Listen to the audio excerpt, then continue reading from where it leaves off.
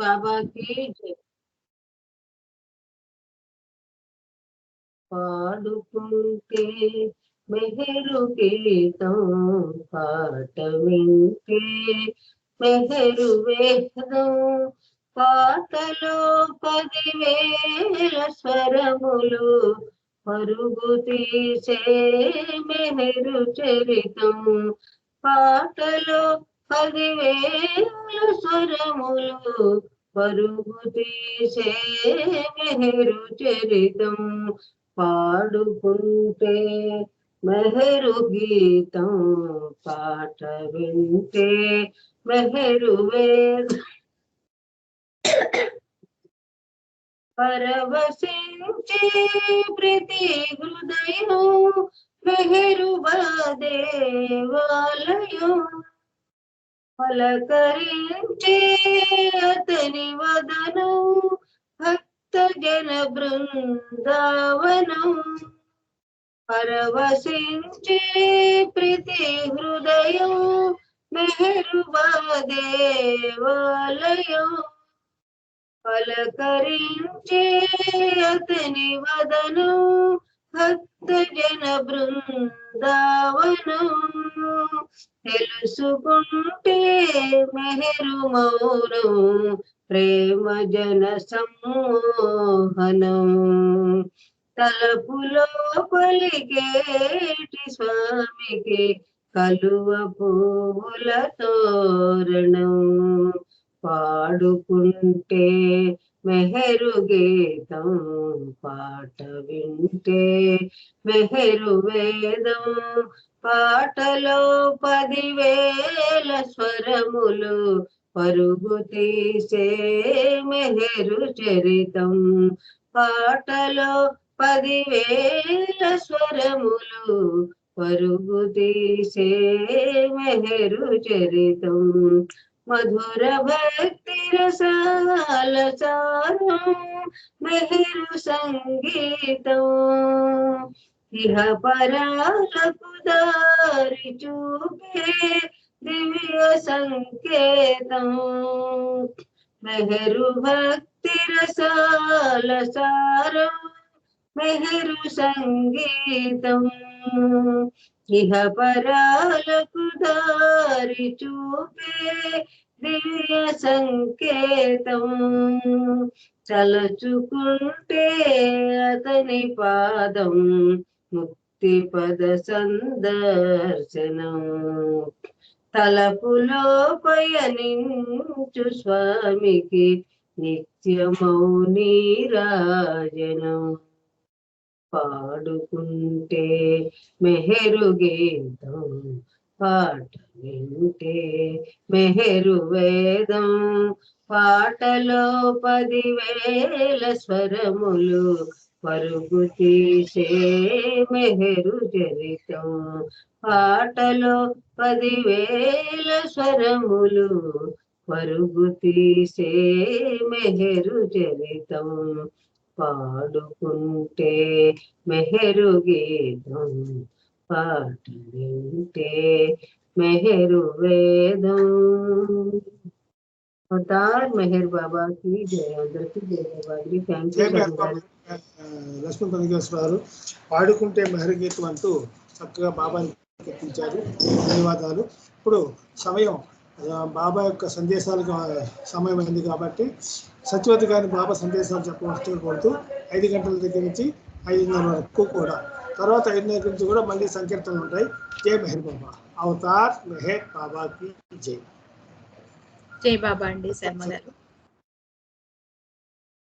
Avatar Meher బాబా की జై Avatar Meher బాబా की జై అవతార్ మెహర్ బాబా की జై అందరికీ జై మెహర్ బాబా మనం గత వారం కాశ్మీర్ పర్యటనకు సంబంధించిన విశేషాలను చెప్పుకున్నాము దాని తర్వాత ఈరోజు ఏం చెప్పాలని అనుకుంటున్నానంటే అసలు కాశ్మీర్ పర్యటనకి నాంది ప్రస్తావన బాబా ఎప్పుడు తెచ్చారు దానికి ముందు ఏ ప్రయత్నాలు చేశారు ఎక్కడి నుంచి మొదలుపెట్టి ఏ రకంగా ప్రయాణం చేశారు, అసలు బాబా ఏ రకంగా కాశ్మీర్ వెళ్ళడానికి సమాయత్తమయ్యారు అనే విషయాల్ని మొట్టమొదటి నుండి మీ అందరితో షేర్ చేసుకోవాలని అనిపించింది. ఈరోజు ఆ విషయాలు మనం చెప్పుకుందాం. బాబా మొట్టమొదటిసారిగా అసలు కాశ్మీర్ వెళ్ళాలి అనేటువంటి ఆలోచనని, అప్పటి వరకు ప్రేమాశ్రమ బాలురని ఆశ్రమాన్ని కూడా మూసివేసి కాశ్మీర్ వెళ్ళాలి అనేటువంటి ఆలోచనని మొట్టమొదటిగా తెలియజేసింది 1929 సంవత్సరం జూలై 1వ తారీఖున. అక్కడి నుంచి తన భవిష్యత్ ప్రణాళికలు ఏంటి అనే విషయాల్ని కూడా ఆయన వాటి గురించి ఎక్కువగా ఆలోచించడం మొదలుపెట్టారు. అప్పుడే ఈ కాశ్మీర్కి వెళ్ళాలి అనేటువంటి ఆలోచనని కూడా చెప్పారు.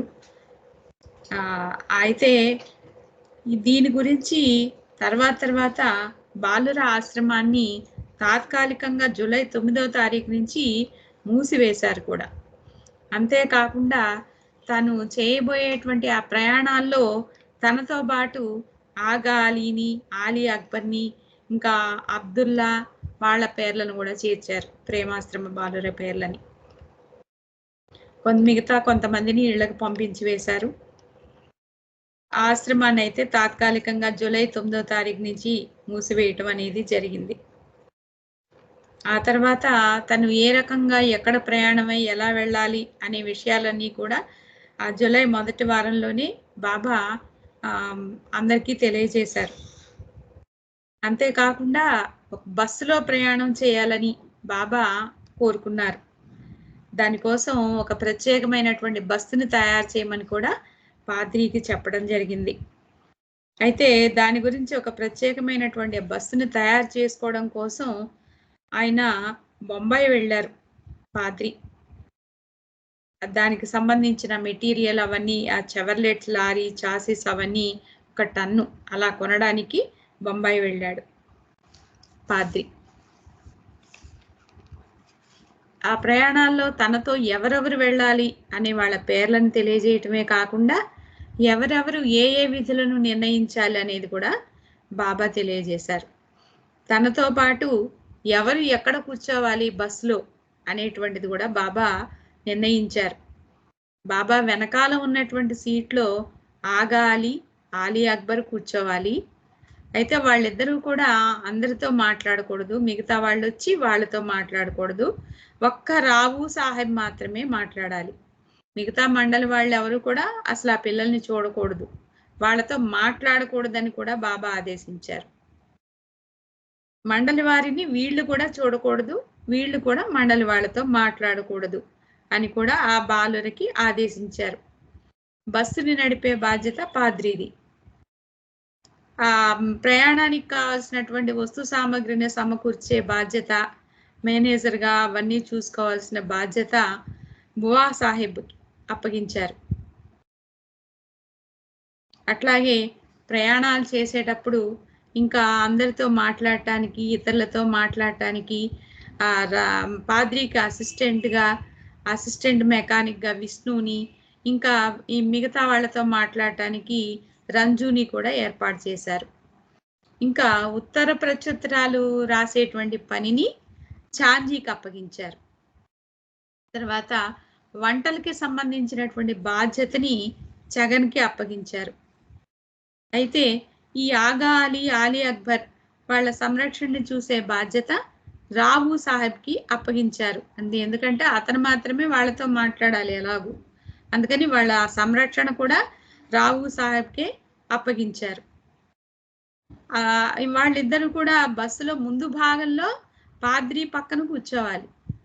సరే, ఈ ప్రయాణానికి సమాయత్తమైన వాళ్ళందరూ కూడా వాళ్ళతో పాటు ఉండవలసిన లగేజీ కూడా ఏంటో చెప్పారు. ఒక బెడ్ రోల్, పడుకోవడానికి దానికి సంబంధించి దుప్పట్లు అవి దిండ్లు వాటికి సంబంధించిన ఒక బెడ్ రోల్ ఒకటి, కేవలం 4 జతల బట్టలు మాత్రమే తెచ్చుకోవాలి అని తెలియజేశారు.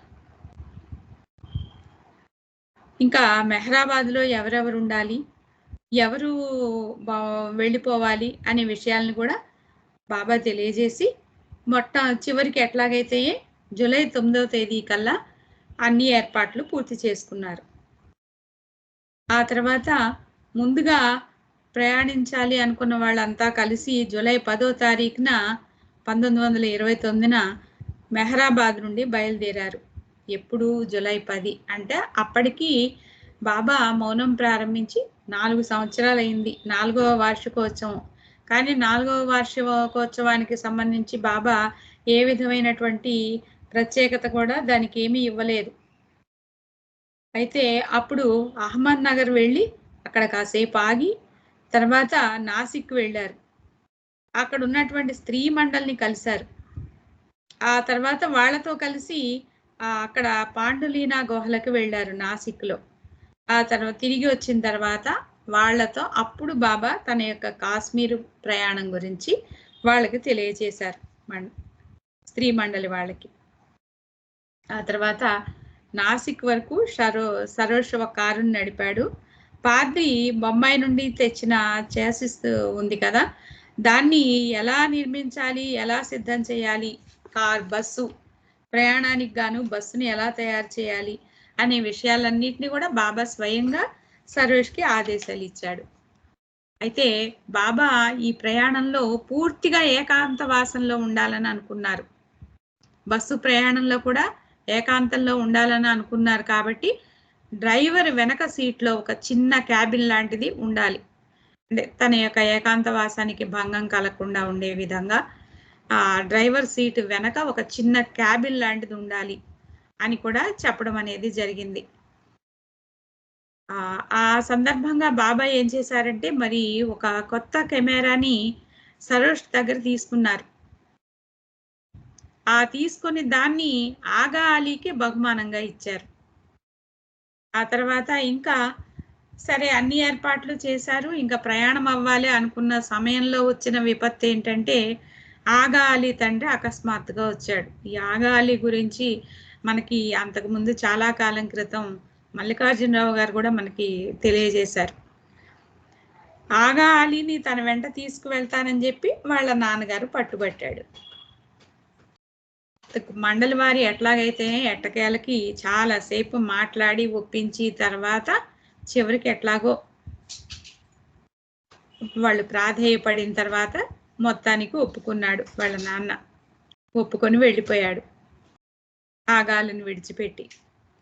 అయితే ఆ రోజుకి బాబా ఏం చేశారంటే స్త్రీ మండలితో అక్కడ ఉన్నటువంటి పర్యాటక ప్రదేశాలు చూశారు. ఆ తర్వాత బాబా బృందం ధూలియాకి ప్రయాణమై వెళ్ళారు. మొట్టమొదటిగా జూలై 12వ తేదీ ఉదయం 10:30 గంటలకి ధూలియాకి వెళ్ళారు. బాబా ధూలియాలో చాలా ఇంపార్టెంట్ సందేశాలు ఇచ్చారు. దివ్యానందం అంటే ఏంటో చెప్పారు బాబా. ఎందుకంటే బాబా స్వయంగా అంటున్నారు, నేనే ఆనంద స్వరూపుణ్ణి, నేను నిజమైనటువంటి ఆనంద స్వరూపుణ్ణి. అంటే మీకు కనిపించేటువంటి ఈ 5 అడుగుల 6 అంగుళాల భౌతిక దేహం కాదు, నా నిజస్వరూపాన్ని, నా దివ్యానందాన్ని మీరు చూడగలిగితే మీరుగా ఉండలేరు. అసలు మీ పరిమితమైనటువంటి మానవ మనస్సు నా యొక్క సచ్చిదానందటువంటి స్థితిని లేసమాత్రం కూడా మీరు అవగాహన చేసుకోలేరు. ఇది నా యొక్క ఈ ఆనంద స్వరూపమైనటువంటి నా స్థితి, అనంత శక్తి జ్ఞానానందాల స్థితి. అది మీ మామూలు పరిమిత మనస్సుకు అతీతమైనటువంటిది. అది నేను భగవంతుడను అని ప్రకటించేటువంటి స్థితి. అది ఆ నిర్వికల్ప స్థితి ఏదైతే ఉందో అదే పరమాత్ముని యొక్క అనంత ఆనంద స్థితి, అదే భగవంతుని యొక్క అనంత చైతన్య స్థితి అని చెప్పారు. తన యొక్క దివ్యానందం గురించి తెలియజేస్తూ, బ్లిస్ఫుల్ స్టేట్ గురించి తెలియజేస్తూ బాబా అంటారు, ప్రతి ఒక్కళ్ళు కూడా ఆ స్థితిని పొందాల్సిందే, పొంది తీరాల్సిందే. అలా పొందడం నిశ్చయమైపోయి ఉంటుంది. అయితే ఆ స్థితిని పొందాలంటే అందరూ కూడా సాధన చేయాలి. అలా సాధన చేయటం అనేది ప్రతి ఒక్కళ్ళ యొక్క కర్తవ్యం అని బాబా స్పష్టంగా ఆ ధూలియాలో ఇచ్చినటువంటి సందేశం దివ్యానందం గురించి. అది క్లుప్తంగా తెలియజేస్తున్నాను. ఎందుకంటే ఇంతకు ముందు కూడా మనం ఈ దివ్యానందం గురించి చెప్పుకోవడం జరిగింది.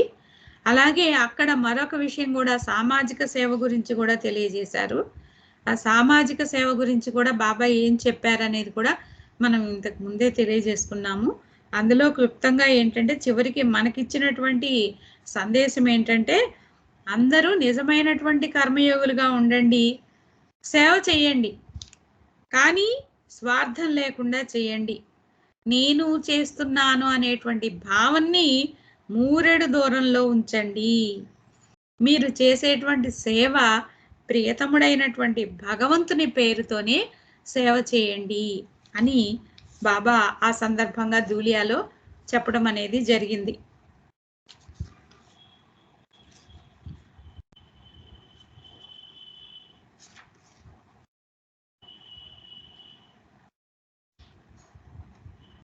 ఆ తర్వాత వాళ్ళంతా కలిసి జూలై 13వ తేదీన బాబాకి స్పెషల్గా రావు సాహెబ్ సహాయంతో ఆ రోజు అబ్దుల్లా స్నానం చేయించాడు. మరి అప్పటి వరకు యశ్వంతరావు ఇచ్చిన కమలీకోటును ధరించిన బాబా ఆ రోజు కొత్తగా ఒక అందరూ కోరిన మేరకి తను స్పెషల్గా చెప్పి కుట్టించుకున్నటువంటి ఒక క్రొత్త నల్ల రంగు కోటుని ఆ రోజు ధరించడం అనేది జరిగింది. ఆ తర్వాత కొత్త బస్సుని ధూలియాకి తీసుకొచ్చాడు. ఎవరంటే రంజు, రుస్తుం, ఫ్రీని వాళ్ళంతా కలిసి కొత్త బస్సుని తీసుకొని ధూలియాకి వచ్చాడు పాద్రి. రుస్తుం, ఫ్రీని బాబాని కలిసి తర్వాత మళ్ళీ నాసిక్కి వెళ్ళిపోయారు. జూలై 14వ తేదీన అర్ధరాత్రి దాకా భజన పాటల కార్యక్రమం జరిగింది ధూలియాలో. ఆ రోజు మరుసటి రోజు జూలై 15వ తారీఖున ఆ కొత్త బస్సులో స్పెషల్గా తయారు చేసుకున్నటువంటి ఆ కొత్త బస్సులో ముందుగా ఇండోర్కి ప్రయాణమై వెళ్ళటం అనేది జరిగింది. ధూలియాకి వరకు వచ్చినటువంటి వాళ్ళంతా బాబాకి కన్నీళ్లతో వీడ్కోలు చెప్పారు. అయితే బాబా ఎలా అయితే బస్సులో కూర్చోవాలని ప్లాన్ చేశారో అదే రకంగా బాబా కోసం ఏర్పాటు చేసినటువంటి ఆ క్యాబిన్కి రెండు వైపులా కిటికీలు ఉన్నాయి, ఒక ద్వారం ఉంది. మిగతా పురుషులు మండలి వాళ్ళంతా కూడా వెనక వైపున బెంచీల మీద కూర్చున్నారు. వారి వైపు ఉన్నటువంటి కిటికీలకి అద్దాలేమీ లేవు, కానీ ఆ కిటికీలకి ఒక క్యాన్వాస్ గుడ్డను అమర్చారు. ఆ ధూలియా నుండి బయలుదేరే ముందు బాబా పురుష మండలి వాళ్ళని ఒక ఆర్డర్ వేశారు. అదేంటంటే మీరు 24 గంటల వరకు లుంగి మాత్రమే ధరించాలని ఆదేశించారు బాబా వాళ్ళకి. ఇంకా ఏమన్నారంటే జోకింగ్గా, ఒకవేళ మీరు కనుక అలా చేయకపోతే బస్సు నుండి దింపి రోడ్డు పైనే మిమ్మల్ని వదిలేస్తాను అని కూడా అన్నారట బాబా. ఎవరి దగ్గరన్నా ఇక లుంగీలు లేకపోతే వాళ్ళని మినహాయించారు. ఆ తర్వాత ఆ రోజు రాత్రి 9 గంటలకి, ఉదయం 10 గంటలకు బయలుదేరిన వాళ్ళు ఆ రోజు రాత్రి 9 గంటలకి పాల్ఘాట్ చేరుకున్నారు. అక్కడ డాక్ బంగ్లాకి చేరుకొని అక్కడ భోజనాలు చేసి ఆ రోజు రాత్రి విశ్రమించడం అనేది జరిగింది. తర్వాత జూలై 16వ తారీఖున మళ్ళీ ఉదయాన్నే లేచి టీ త్రాగి ఇండోర్కి వెళ్ళారు. ఆ ఇండోర్లో గడిపిన తర్వాత మళ్ళీ మరుసటి రోజున జూలై 17వ తారీఖున ఆ రోజంతా ఇండోర్లో గడిపి మరుసటి రోజు మధ్యాహ్నానికి ప్రయాణం అయ్యి ఆ రోజు మధ్యాహ్నానికి భూపాల్ చేరుకున్నారు. ఆ భూపాల్లో బాబా స్వయంగా బువా సాహెబ్ని దగ్గరికి పిలిచి, నువ్వు త్వరగా కాశ్మీరీ భాష నేర్చుకో, నువ్వు కాశ్మీర్లో కొన్నాళ్ళు ఉండాల్సి వస్తుంది అని స్పెషల్గా చెప్పారు బువా సాహెబ్కి. ఆ తర్వాత జూలై 18వ తేదీన వీళ్ళంతా బయలుదేరి భూపాల్ నుండి గునా అనే ప్రాంతానికి ప్రయాణం అయ్యారు. అయితే ఆ రోడ్డు చాలా చెడిపోయి ఉంది, వర్షాలతో రోడ్డు అంతా చెడిపోయింది. ఎట్టకేలకి గునాలో ఉన్నటువంటి డాక్ బంగ్లాకి ఆ సాయంత్రానికి చేరుకున్నారు. వీళ్ళ అక్కడికి వెళ్ళిన తర్వాత అందరికీ కూడా సగం టీ చేసి ఇచ్చాడు. ఆ తర్వాత భోజనం కూడా తయారు చేశాడు. ఈలోగా బాబా ఏం చేశారంటే ఆగా అలీని, ఆలీ అక్బర్ని, రావు సాహెబ్, వాళ్ళిద్దరితో మాట్లాడేది రావు సాహెబ్బే కదా, వాళ్ళని వెంట పెట్టుకొని బాబా కాస్తంత బయట తిరిగి రావడానికి వ్యాహ్యాళ్ళకి వెళ్ళారు. అయితే అక్కడికి వెళ్ళినప్పుడు వాళ్ళకి ఒక అపరిచితమైనటువంటి వ్యక్తి కనిపించాడు. అతను కేవలం లంగోటి మాత్రమే ధరించున్నాడు, అర్ధనగ్నంగా ఉన్నాడు. బాబా దగ్గరికి వచ్చాడు, మౌనంగా ప్రణామం చేశాడు, ఒక పుష్పం ఇచ్చాడు, దస్తీ ఇచ్చాడు. ఇచ్చి అట్లాగే వచ్చిన వ్యక్తి అలాగే అజ్ఞాతంగానే వెళ్ళిపోవటం అనేది జరిగింది. తర్వాత ఆ విషయం గురించి తిరిగి వచ్చిన తర్వాత బాబా మండలి వాళ్ళందరినీ కూడా అక్కడ ఉన్నటువంటి వరండాలో సమావేశపరిచి వాళ్ళతో తనకు ఎదురుపడినటువంటి వ్యక్తి గురించి బాబా స్వయంగా చెప్పారు. అతను నా ఆధ్యాత్మిక ప్రతినిధి అని, అతను నాకు ఎదురుపడ్డాడు అని చెప్తూ అలా ఎదురుపడటం ద్వారా ఈ రోజు నుండి నా ప్రయాణంలో నేను చేయబోయే పని ప్రారంభమవుతోంది. ఇది దానికి సూచన. నా ప్రయాణాలకి నా కదలికలకి ప్రత్యేకమైనటువంటి ప్రాధాన్యత ఉంటుంది కదా. మీకు తెలుసు అది ఎలా ఉంటుందంటే, ఒక మహారాజు గారు తన రాజ్యంలో పరిపాలన ఎలా సాగుతుందో తెలుసుకొనడానికి స్వయంగా చేసే పర్యటన లాగా ఉంటుంది అని బాబా ఆ సందర్భంగా చెప్పడం అనేది జరిగింది. ఇంకా చెప్పారు, ఇక్కడ నేను ఈరోజు వ్యాహ్యాడికి వెళ్ళాను కదా, అక్కడ డ్యూటీలో ఉన్నటువంటి ఒక వ్యక్తి ఆ బాధ్యతని ఒక ప్రత్యేకమైన పద్ధతిలో నాకు అప్పగించాడు. అతను సాధువులాగా కనిపించే ఒక వ్యక్తి, లంగోటి మాత్రమే కట్టుకున్నాడు. మా వైపు ఎదురుగా వచ్చాడు, నా పక్క నుండి వెళ్తూ నాకు ఒక పుష్పాన్ని ఇచ్చాడు, చేతులు జోడించి నాకు నమస్కరించాడు, మళ్ళీ వెనుతిరిగి వచ్చిన చోటుకే వెళ్ళిపోయాడు. అతను మా దగ్గరకు వస్తున్నప్పుడు మొత్తం ఉన్నది ఉన్నట్టుగా మండలి వారికి స్వయంగా ఏం జరిగింది అనే విషయాన్ని ఆధ్యాత్మిక ప్రతినిధి గురించి A to Z చెప్తున్నారు బాబా. అతడు ముందు వైపు గాని వెనక వైపు గాని పక్కకు గాని ఎటు వైపు చూడకుండా ముందున్న నా వైపుకి మాత్రమే చూస్తూ పరిసరాలను ఏ మాత్రం పట్టించుకోకుండా అతను వచ్చాడు. అతని కళ్ళు రామకృష్ణ పరమహంసల కళ్ళు లాగా ప్రకాశవంతంగా ఉన్నాయి, ఆధ్యాత్మిక ప్రతినిధి అని చెప్తూ ఇంకా వాళ్ళని గురించి వివరాలు మండలి వారికి ఇంకా తెలియజేస్తున్నారు. ఎందుకంటే అలాంటి వాళ్ళే నన్ను నిజంగా తెలుసుకోగలరు. నేను వాళ్ళకి ఇవ్వబడినటువంటి కర్తవ్యాలని వాళ్ళు ప్రేమతో సంతోషంగా నెరవేరుస్తారు. తన ఆధ్యాత్మిక ఏజెంట్ల గురించి బాబా చెప్తున్నటువంటి వివరాలు ఇవన్నీ. అలాంటి జీవితమే నిజంగా జీవింపదగినటువంటి జీవితం.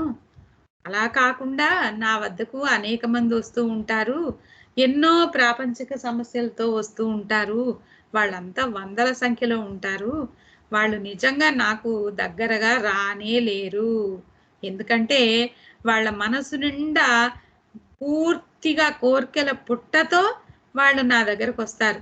అలా వాళ్ళు నా కోర్కెల పుట్టతో నా దగ్గరికి రావడం ద్వారా ఎప్పుడు కూడా నా సమీపంలోనికి రాలేరు. వచ్చిన వాళ్ళు వచ్చినట్టు అలా వెళ్ళిపోతారు అంతే. ఎప్పుడు కూడా నా నుండి వాళ్ళు దూరంగానే ఉంటారు. కానీ ఇటువంటి వారే నిజమైనటువంటి వారు.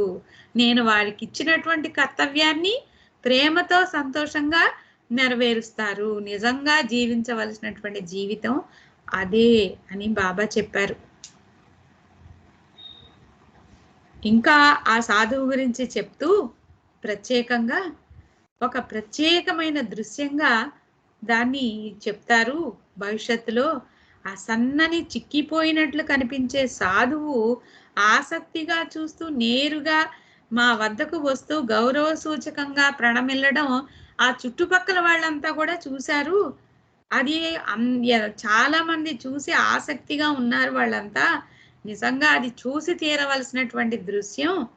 ఇంకా విచిత్రమైనటువంటి విషయం ఏంటంటే, ఎప్పుడైతే ఆ సాధువు అలా వచ్చి నాకు చూసి నాకు పుష్పాన్ని సమర్పించి చేతులు జోడించి వినమ్రపూర్వకంగా అలా తిరిగి వెళ్ళిపోయాడో, ఆ దృశ్యాన్ని చూసినటువంటి వాళ్ళు ఉన్నారే, అనేక మంది ఉన్నారు అక్కడ. హిందువులు ఉన్నారు, ముసల్మాన్లు ఉన్నారు.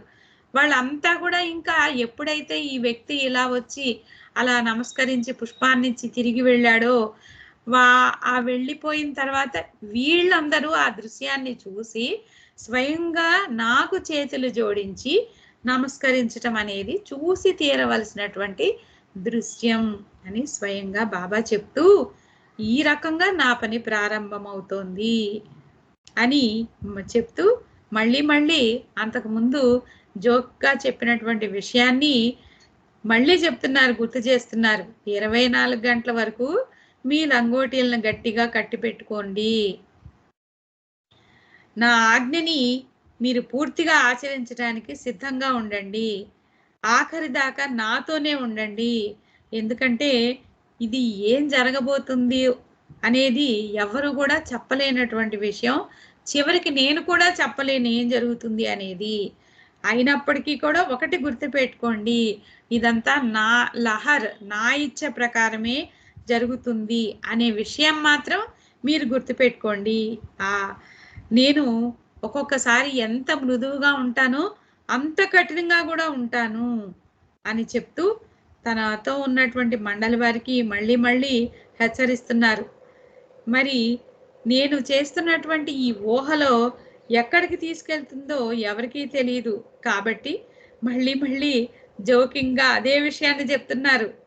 రాబోయే 24 గంటల వరకు నాకు విధేయులై ఉండండి, మీ లంగోటీలను గట్టిగా కట్టుకొని ఉండండి అని మళ్ళీ మళ్ళీ హెచ్చరిస్తూ, మీరు కనుక నేను చెప్పింది చెప్పినట్టు పాటించకపోతే మీతో పాటు నేను కూడా దెబ్బలు తినాల్సి వస్తుంది. గట్టిగా నమ్మండి ఈ విషయాన్ని, నేను చెప్పేదంతా సత్యం.